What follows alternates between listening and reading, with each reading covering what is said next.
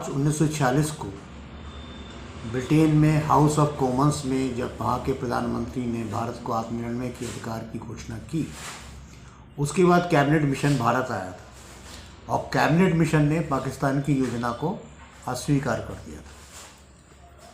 पाकिस्तान की इस योजना को अस्वीकार करने के बाद भारत में मौलाना आज़ाद कांग्रेस के अध्यक्ष थे और ये बात तय हो गई थी कि अब एक नई संविधान सभा बनेगी जिसमें भारत पाक नहीं बनेगा बल्कि एक अलग तरह का देश बनेगा जिसमें अलग अलग राज्य होंगे, जिसमें कुछ में मुस्लिम प्रधानमंत्री, कुछ में हिंदू प्रधानमंत्री और कुछ में कोई भी बन सकता है। इस तरह की एक योजना कैबिनेट मिशन की थी।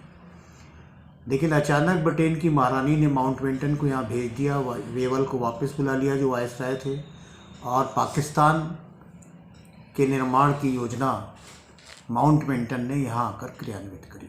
ये इतिहास का एक तथ्य है। अपनी योजना के क्रियान्वयन के लिए उन्होंने सरदार पटेल, जवाहरलाल नेहरू और मोहम्मद अली जिन्ना से अपनी बातचीत की और गांधी जी को इससे अनभिज्ञ रखा। जब एक पत्रकार नॉर्मन क्लिप ने गांधी जी से पूछा कि पाकिस्तान के बारे में आपका विचार क्या है, तो उन्होंने कहा पाकिस्तान बनने को मैं एक पाप समझता हूँ और पाप के फलीभूत होने के लिए मैं कोई सहयोग नहीं कर सकता, मैं पाप को रोकने की कोशिश करता हूँ। ये गांधी जी की भावना थी जो उस समय वो व्यक्त कर रहे थे। लेकिन जब भारत पाक विभाजन का निर्णय हो गया और गांधी जी को बाद में ये बात मालूम पड़ी, तो उन्होंने इसमें अपनी एक प्रार्थना सभा में कहा कि मैं अब कितना अकेला रह गया हूँ कि कांग्रेस में कोई मेरी बात नहीं सुनता। किसी समय मैं कांग्रेस का बड़ा नेता था, सब मेरी बात सुनते थे, अब कोई नहीं सुनता।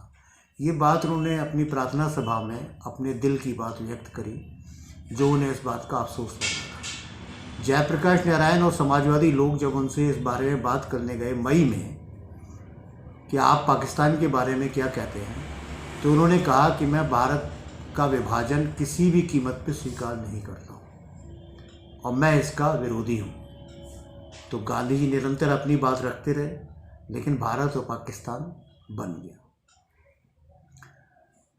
इस समय उनसे माउंटबेटन ने कहा कि भारत और पाकिस्तान दो राष्ट्र बन गए हैं, तो महात्मा गांधी ने कहा कि आप इन्हें राष्ट्र मत कहिए, हम एक ही राष्ट्र हैं, आपने भले ही दो देश बना दिया। ये बात भी गांधी की ये साबित करती है कि वो भारत और पाकिस्तान को एक ही राष्ट्र मानते थे। द्विराष्ट्रवाद के सिद्धांत को वो स्वीकार नहीं करते थे और द्विराष्ट्रवाद के सिद्धांत की जितनी भी बातें लोग कर रहे थे, एक बार कृपलानी जी ने भी ऐसी बात की तो गांधी जी ने कृपलानी को भी इसका विरोध किया कि नहीं, द्विराष्ट्रवाद की बात हम नहीं कर सकते, हमारा एक ही राष्ट्र, धर्म के आधार पर कोई राष्ट्र नहीं बनता। गांधी जी की ये बात स्पष्ट थी।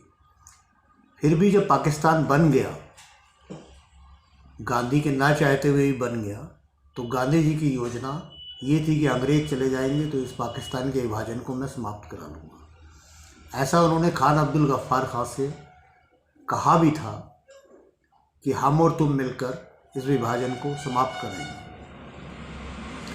जब सांप्रदायिक दंगे देश में फूट पड़े और गांधी जी ने उपवास रखा, तो उनके उपवास पे भारत में तो दंगे रुके ही, लेकिन पाकिस्तान में होने वाले दंगे भी रुक गए और पाकिस्तान की सरकार की तरफ से उन पे संदेश भी आया कि आपके उपवास से ये दंगे रुक गए। उपवास समाप्ति के बाद गांधी जी ने कहा था कि मैं वर्धा जा रहा हूँ, जाऊँगा 1 महीने के लिए और वर्धा से लौटने के बाद मैं जो हूँ पाकिस्तान जाऊँगा, ये घोषणा उन्होंने की। लेकिन उसी समय उनकी घोषणा के चंद समय बाद ही उनकी हत्या हो गई और वो पाकिस्तान ना जा सके। पाकिस्तान नहीं जा सके और भारत और पाकिस्तान का विभाजन जो गांधी टालना चाहते थे, जो उनकी शायद एक बड़ी लड़ाई होती अंत में, वो ना लड़ सके। लेकिन खान अब्दुल गफ्फार खां से उनकी बातों में स्पष्ट है कि इस सीमा तक वो जाने को तैयार थे कि बोले अगर कोई नहीं मानता है, सरकारें नहीं मानती हैं, तो हम और तुम दोनों भारत और पाक की गलियों में घूम के इस बात के विरुद्ध प्रचार करेंगे। गांधी वाङ्मय को पढ़ने से गांधी की ये भावना पूरी तरह स्पष्ट होती है और इतिहास के तथ्यों को देखने पे भी ये स्पष्ट हो जाता है क्योंकि भारत पाक के विभाजन पे जिन लोगों ने हस्ताक्षर किए उसमें महात्मा गांधी के हस्ताक्षर नहीं है, इसलिए महात्मा गांधी पे ये दोष नहीं रखा जा सकता।